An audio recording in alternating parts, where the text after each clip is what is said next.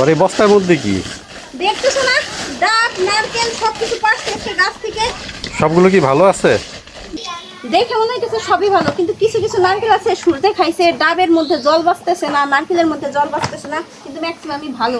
দেখছো এই ডাবটার সাইজ কত পরিমাণে জল হবে, মনে হয় 1/2 কেজির মতো জল হবে এই ডাবটা কাটলে।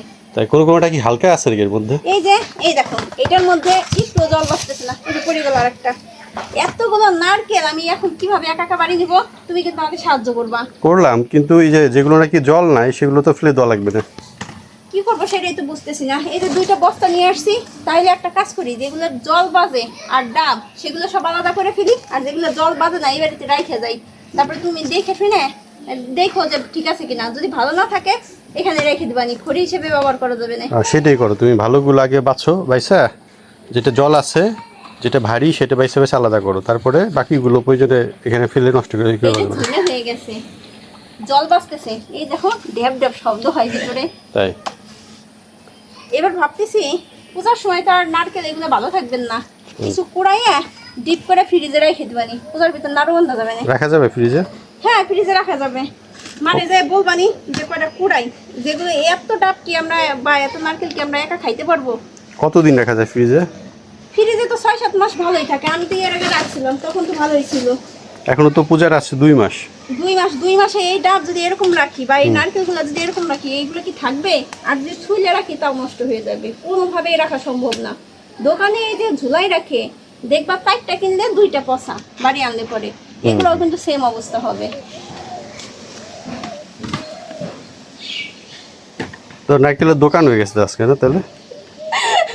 অনেকে এইখানে যাইতেছে আসতেছে, নারকেল চাইছে, আমি বেশ কয়েকটা কিন্তু দিয়েও দিয়েছি।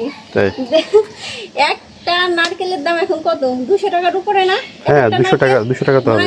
জোড়া 250 টাকা বা 400 টাকা করে জোড়া নেই এখন। সেইখানে আমি প্রায় 4-5টা দেওয়া হয়ে গেছে, আবার গাছেও 2টা নারকেল নিয়ে গেছে, টাকা নিল 600 টাকা, 4টা গাছ জোরছে 600 টাকা নিল, এক একটা গাছে 150 টাকা করে দিছে। আবার নারকেলও 2টা নিয়ে গেছে। তাহলে কয় টাকা হইলো তাহলে বিল? নারকেল 2টা সর্বনিম্ন 400 টাকা ধরো, আর যে আরো 600 টাকা দিই। তুমি মাস্টারি করে লাভ কি বলো? হ্যাঁ ওইটাই করতে হবে, এইটাই করতে হবে তাই ভাবতেছি। হ্যাঁ যেইটাই টাকা বেশি সেইটাই করা উচিত। হ্যাঁ মাস্টারি বাদ দিয়ে গাছ জুড়ি। দেখো অল্প সময়ে আর কি টেকনিক্যাল ভাবে সে গাছে উঠলো, দড়ি পায়ের মধ্যে বাজাই নিয়ে লাফালুর মতো গাছে উঠে এই ব্যবসা তো তুমিও করতে পারো। হ্যাঁ আমার কি আর সেই সময় আছে? আরো 10 বছর আগেকার যদি আমি থাকতাম তাহলে অবশ্যই পারতাম। তুমি জানো আমার সম্বন্ধে তোমার কোনো আইডিয়া আছে? আমি নারকেল গাছে উঠা নারকেল পাড়া মানুষ।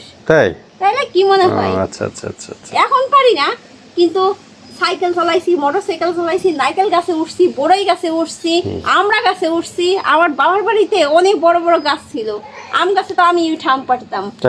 এই তোমার বাড়িতে আইসা ভালো মন্দ খাওয়াই আমার মোটা বানাই দিছো। ও আচ্ছা, যত দোষ নন্দ ঘোষ, এই তো? হ্যাঁ তোমারই দোষ। আগে আমি সিলিমি ছিলাম।